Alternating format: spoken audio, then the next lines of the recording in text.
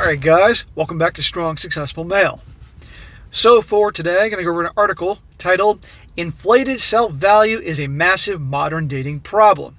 And guys, this article is written by a guy. He has spent the last 40 years as a dating coach. And essentially, he's going through this article talking about how the self-delusion, inflated self-value, if you will, is the worst he's ever seen. And it isn't just about the gals. It's also with the guys. Now, I know a lot of you guys may be thinking, SSM, this is the men's channel, so why are you dissing the guys? Well, I like to keep it real here and be balanced. And to be perfectly honest, I wouldn't be doing anybody a favor by pretty much saying guys don't do these types of things and it's just the gals, because that's total BS, okay? I'm sure all you guys know some guy, maybe you are like this if you're honest with yourselves, that are average, a 5, but you feel entitled to a 9 or a 10. Or you've known guys like that, because believe me, I do. All right. So, but also we can also talk about how nowadays, and no surprise, the gals, how many you also know gals that are 5s and feel entitled to the top guys that are 9s and 10s. Completely delusional. So it goes both ways. And this whole thing is him talking about this experience and that, and how things are just out of control, worse than ever. And the things that go into it. Pretty much the things I talk about from time to time in this channel, which I think would be pretty entertaining to talk about, especially since a lot of you guys are relationship guys that watch me. So it starts off, he says, personal perception is out of control. We have a massive ego problem in modern dating. After teaching evidence-based relationship skills for 13 years and dating for nearly 40 years, it's never been more obvious. Namely, inflated self-value triggers both men and women to establish unrealistic dating goals while simultaneously rejecting 90% of potential partners because we deserve better. Kick back, grab your favorite beverage, and let's talk about it. Right there. He said about 90%. You know, a lot of articles I've gone over talk about how, like on the dating apps, the top 10% of guys, more like the top 5%, but the top 10% of guys, they get primarily all the attention, but the rest of them are considered invisible. But a lot of the gals that reach out to these guys, and maybe some of you guys have experienced this, it's like you wouldn't touch it with a 100-meter pole. But also, you have a lot of guys also that are just average dudes. Not bad guys, but they think they can get 9s and 10s. Not that in my opinion, they should go for a 10 because it'd make them crazy, but you get my point. He says, what is inflated self-value? First of all, let's define the major issue. Inflated self-worth is feeling superior to other people because of an unrealistic valuation of ourselves. Talk again, for instance, with the gals, 5s thinking that they're 10s. Now, where does that come from? Well, I've talked about before, a big part is social media and dating apps, where any of you guys that happen to be on Instagram, I'm sure have noticed gals that are not bad looking, but certainly not model quality, and yet they get bombarded with dudes liking and commenting on their pictures. A girl puts a picture of her out with her girlfriends at the club in a short skirt, she's going to get attention. She puts pictures of herself at the beach with her girls. Even if she doesn't have the best body, you know, it's not bad, she's going to get attention. And that builds the egos. So that's why I always tell you guys, don't stop liking the picture, stop commenting them, stop sending them DMs, giving them attention, because you're nothing but a fan to them, okay? And then the dating apps, how these average gals, they got it made because guys will bombard them with attention.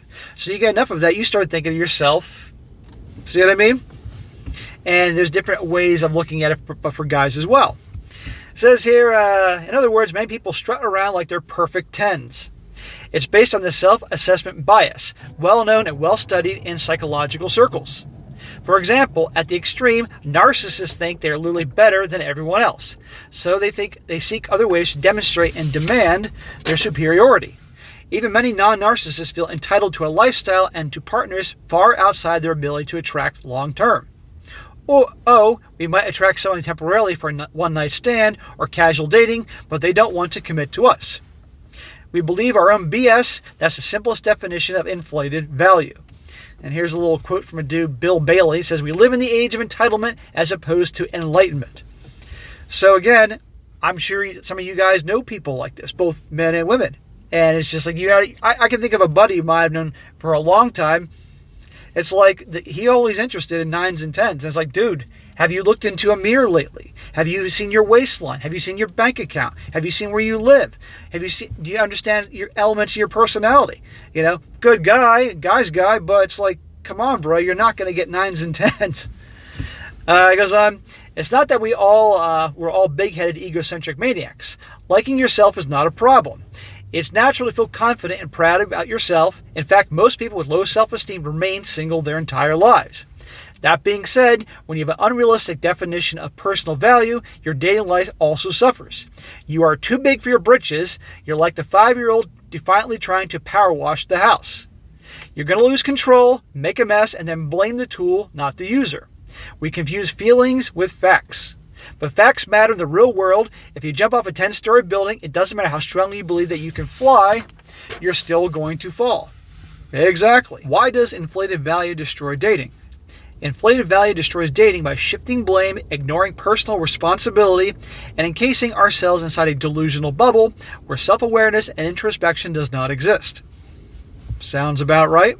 How many stories with the gals have I done where they've been so picky their whole lives that they get to be late 30s, 40s and complain, there are no good men out there, I'm all alone, when guess what?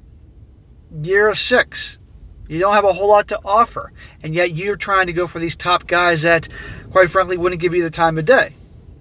And also goes for guys as well. Men and women so often blame the opposite gender for all their dating problems. They see mirages in the mirror instead of their own relationship market value. They trade reality for mental metaverse. Inflated value gives us unattractive attitudes and aspirations. Reformed nice guys puff up their chests, deepen their voice, and pretend at alpha male energy. Women chase the top percentage of men who particularly don't commit or treat them like crap. There you go. It sounds about right. Now, the one thing about that reformed nice guys, he says here, puff up their chest, deepen their voice, and pretend alpha male energy. I'll say this, is that you can get a guy that was once the nice guy, that was once the beta guy, and he can learn to improve himself and embrace his masculine side, so it isn't BS, okay? There are some guys that truly do fake it and don't have it, but others change their ways and embrace their true masculine self. But with regards to the gals chasing the top percentage of men who particularly don't commit or treat them like crap, that pretty much nails it right on the head. It says both men and women ignore average-looking matches. Everyone thinks lowering their standards means settling when it really means dating realistically based on our available options. We say there's nobody good out there. The reality is there's nobody that we want that wants us. Now, naturally, everybody's going to try to get the best deal they can get, okay? Guys are going to try to get the best-looking gal that they can get with the best body. Let's be honest here. And the gals try to get the best, in their opinion, quality guy with status and wealth and resources and looks if he's got it. You know, let's be in confidence and all that. But people got to be realistic in what they can attract. End of story. It says here, if we reduce unrealistic standards, we can still have high standards that actually apply to the real world. For example, I can confidently assert that I will only date 22-year-old supermodels, but all that will do is ensure that I die alone. Well, if he's saying here that he's obviously in his, I think he mentioned he's in his 40s, or he's going to mention he's in his 40s, a guy can date a man in his 40s, in my opinion, what I've observed and experienced, as a guy in his 40s that is doing very well for himself. He takes care of himself physically. He's in great shape, looks good, has a personality, can have a conversation, is confident in himself. He can get gals in their 20s. Absolutely. However, supermodels, well, that's a little different. It says, inflated value is everywhere. When you start to look for inflated value, you see it everywhere. It's obvious outside of dating, if a $5 meal deal at your favorite fast food joint pumped up to the price of $15, you'd notice.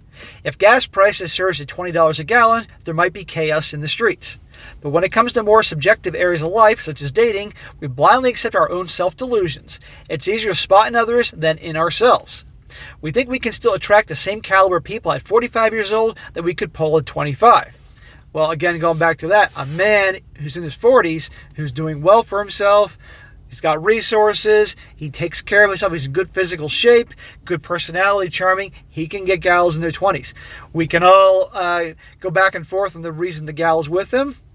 Let's be honest here, could be a lot of resources what she can get, but there are also gals that like older dudes. Meanwhile, a woman who's 45, it's not going to be as easy for her to get the guys as she once could when she was younger. She could be damn good looking for her 40s and take care of herself, good personality, but she's not going to be able to attract the guys in the same way, honestly, that a man in 45 that has his shit together and all that kind of attract the opposite sex. Let's be honest here. However, if she's a good looking 45-year-old, and I do mean good looking, she should actually get a lot of guys in their 20s because they like cougars. But you get my point. We write dating profiles based as if our 95 Chevy is worth as the same as a 2022 Porsche. There's no negotiation, no compromise. If someone approaches us with less than 100 grand, we balk. Them, I know I want 100 grand, but no one is going to be willing to pay that much. I know my Chevy's worth. How many times have you heard that? I know my worth. Them, it's a beautiful car, no doubt. I can give you 100. I can give you 10,000 above the blue book value. Don't you think that's a little more reasonable? This is people that think they're worth more. Us, why should I settle? Signs of inflated value. It's easy to mistake inflated value for confidence, but the two are quite different. Confidence is rooted in reality. It doesn't ignore dating market conditions. Instead, it calculates dating market value based on our social position relative to everyone else. When you have confidence, your self-worth aligns with the market. And as a quote from a dude named Edward de Bono, this new meta system is now much in favor of the self, but a self that is based on proper sense of dignity, not an inflated ego. A person who dare not admit he is wrong inflates his ego, but weakens his self. Continues, someone might have an inflated sense of self-worth if he or she starts bragging about being a high-value man or high-value woman without any objective facts to back it up. Yeah, if you have a guy that does very well for himself financially, he's in great shape, has a great social life, women like him, you could say he's a high-value guy. But if he's a minimum wage job, 40 pounds overweight, not very popular, but in his mind he thinks he's high value, well, I got news for you. And the same thing can go for women on different scales. If you make several $100,000 or $1 million per year, and fall perfectly into traditional standards of beauty and exist as an exceptional human being, then okay, maybe you are high value. Everyone has value, but not everyone can exist at the top of a chart. By definition, the largest group on the chart is the average group. Yeah, most people are average, and be honest, there's nothing wrong being average, okay? But you gotta be realistic on what you can get. And again, this is for the guys out there that are into dating and relationships and watch this for entertainment and keep themselves aware, but also like some realistic tips here and there. It says most of us are average, but we don't know it. We may be cute, make okay money, and have many attractive qualities, but that still makes us average. And what many of us don't get is that average is not bad, average is good. Nothing wrong with average. The top 10% of us make more money, look even better, and still possess all these good qualities. Many of us act like we are in the 10%, so we want partners in the 10%. But the real 10% only want partners that are the real 10%. They might dip down to the 90% from time to time for some fun, but they don't want to stay there. Exactly. And in final thoughts, there is nothing wrong with striving to better yourself, but don't delude yourself. Call a spade, but keep playing the game. Don't give up hope, but don't permit yourself to live in a fantasy world where you are the ultimate prize to every member of the opposite gender. It is not true. It is not real, and it's a massive problem in modern dating. Yeah, exactly. And this guy, he's been doing this for 40 years, so he certainly knows what he's talking about. And to no surprise, given the content of what I talk about all the time in the stories and articles, how it's worse than ever in his opinion. I mean, you guys have seen this, many of you guys have seen this in the dating world, right? And how many articles and stories have I covered that proves just this. Now, in this one, he's focusing on both women and men, and I think it was a good one to do because men need to understand, look, you got to understand you may be having some very serious delusions about yourself if you think you're going to score 9s and 10s and you yourself are a 6. Okay, if you're a 6, you can probably get 6s and 7s. And for guys, there's a lot of things you can do if you are dating relationships to improve yourself to go up the scale. You can start, if you're overweight, you can join a gym, get on a healthy diet, lose that weight, get yourself in shape and look fit. You don't need to look like a professional bodybuilder, but you can make yourself fit and look good. You can take action to be on your grind, your purpose to improve yourself in terms of your job or career. Okay, moving up the corporate ladder if you're working for a great company, taking some courses on business, talking to people that are in business for themselves to start a business if you have a really good idea and you are naturally a driven, ambitious, risk-taking type of guy. All these other things guys can do to better themselves and move up the ladder, move up the scale of value, if you will. But there's only so far you can go. If you're 5'5", I hate to break it to you, but it's going to be very hard for you to get gals compared to dudes that are 6'2". Or if you're bald, you can't do anything about that. Okay, I mean, there are women that like bald guys, but there are a lot of women that don't. So there's things you can do and things you can't do. And the same thing goes for women.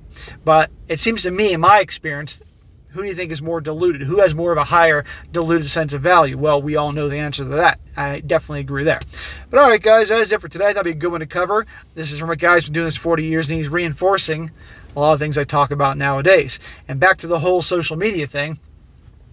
Big reason a lot of these gals have very high inflated value and also go around with their 5s and they're shooting for 10s is because of the attention they get on dating apps and social media. So what I say all the time is for you guys out there that are on those things like Instagram or Facebook or on the dating apps, stop liking all the pictures, stop commenting on it, because that's only building up the egos and making things worse. All right, guys, that's it for today. Be sure to comment down below. Let me know what you think about this. Let me know if you know both men and women that do this. I'd like to hear about that. And let me know, maybe if you're really honest, if you were once like that but came to realize that and maybe took action to improve yourself, to put yourself higher in the scale. If you're honest, I'd like to hear about that. And be sure to like the video, share with your friends, and subscribe. And I'll catch you next time.